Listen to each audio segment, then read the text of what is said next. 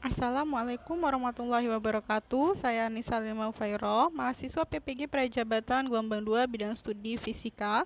Pada kesempatan kali ini akan memaparkan materi mengenai relevansi perjalanan pendidikan nasional. Di sini kita akan mereview sedikit bagaimana perjalanan pendidikan nasional pada masa kerajaan. Perjalanan pendidikan pada masa kerajaan Hindu-Buddha masih terbatas oleh sistem kasta, di mana kasta yang berperan untuk mendidik adalah kasta Brahmana. Selain itu, pendidikan disesuaikan dengan sistem kasta masing-masing.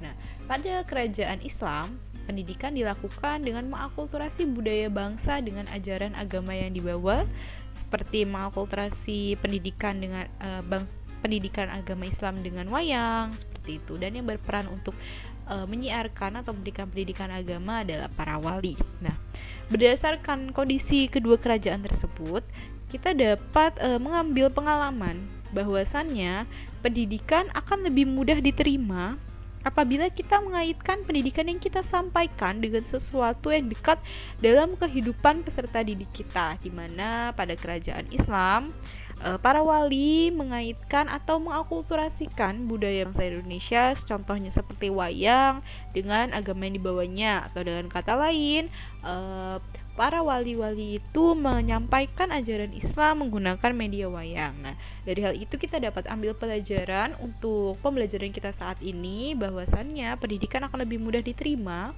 apabila disampaikan atau dikaitkan dengan hal yang dekat dengan kehidupan peserta didik sehari-hari. Kemudian kita akan melihat sekilas bagaimana perjalanan pendidikan Indonesia pada saat sebelum kemerdekaan, di mana perjalanan pendidikan Indonesia sebelum kemerdekaan ini penuh dengan belenggu. Tidak semua masyarakat pribumi dapat menikmati pendidikan, hanya kaum-kaum priai saja yang dapat menikmati pendidikan. Selain itu juga pendidikan yang dilakukan hanya sebatas untuk memenuhi kebutuhan Belanda, walaupun pada akhirnya juga masyarakat Indonesia diuntungkan karena munculnya para cendekiawan-cendekiawan, tapi tujuan awalnya hanya sebatas memenuhi kebutuhan Belanda. Hingga kemudian Ki Hajar Dewantara mendirikan taman siswa sehingga seluruh masyarakat Indonesia dapat sehingga digagas pendidikan untuk seluruh masyarakat Indonesia. Seluruh lapisan masyarakat dapat menikmati pendidikan. Selain itu juga ada pejuang untuk kaum wanita, pejuang pendidikan kaum wanita, yaitu R.A. Kartini, di mana beliau berusaha agar pendidikan ini tidak hanya dinikmati kaum pria, namun juga kaum wanita.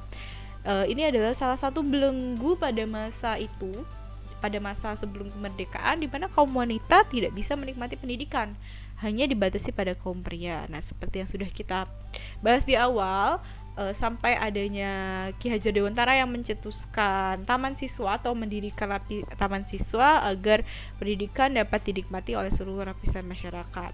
Ki Hajar Dewantara juga menggagas filosofi pendidikan Ingar Sasung Talodo, Ing Madya Mangunkarsa, dan Tuturi Handayani.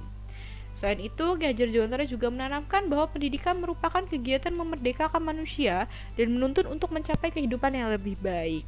Dari pemikiran tersebut, kita bisa mengembangkan pendidikan-pendidikan atau merelevansikan dengan pendidikan masa kini. Bahwasannya, pendidikan merupakan kegiatan memerdekakan manusia. Ini yang perlu digarisbawahi, bahwa pendidikan merupakan kegiatan memerdekakan manusia, bukan justru membelenggu pemikiran-pemikiran atau kemampuan-kemampuan peserta didik.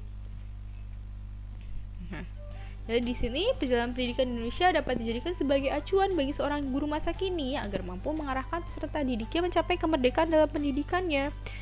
Pada masa setelah kemerdekaan, peserta didik dari segala lapisan masyarakat dapat menikmati pendidikan, namun pada pelaksanaannya masih banyak belenggu-belenggu pendidikan yang dirasakan, di mana setiap kemampuan peserta didik masih belum diberikan kebebasan untuk menggali dan mengembangkan kemampuan pribadinya atau kemampuan individunya.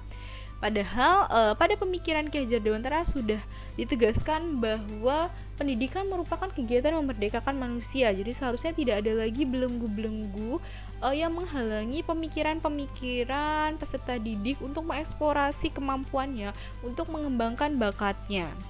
Sehingga seorang guru harus melepaskan belenggu tersebut. Seorang guru harus memfasilitasi peserta didik sebaik mungkin untuk mengembangkan kemampuan yang dimilikinya. Kita harus mengambil pelajaran dari kurikulum-kurikulum sebelumnya, kita mengevaluasi apa kelemahan-kelemahan kurikulum yang sebelumnya, sehingga kita tidak lagi mengulang kesalahan yang sama. Kita tidak lagi mengulang belenggu-belenggu yang sama. Kita mampu menghadirkan pendidikan yang benar-benar memerdekakan peserta didik, yang benar-benar mengakomodasi segala kemampuan dan kebutuhan belajar peserta didik, sehingga pemikiran kinerja dewantara dapat diterapkan. Baik, sekian pemaparan saya terkait relevansi pendidikan nasional. Saya akhiri, wassalamualaikum warahmatullahi wabarakatuh.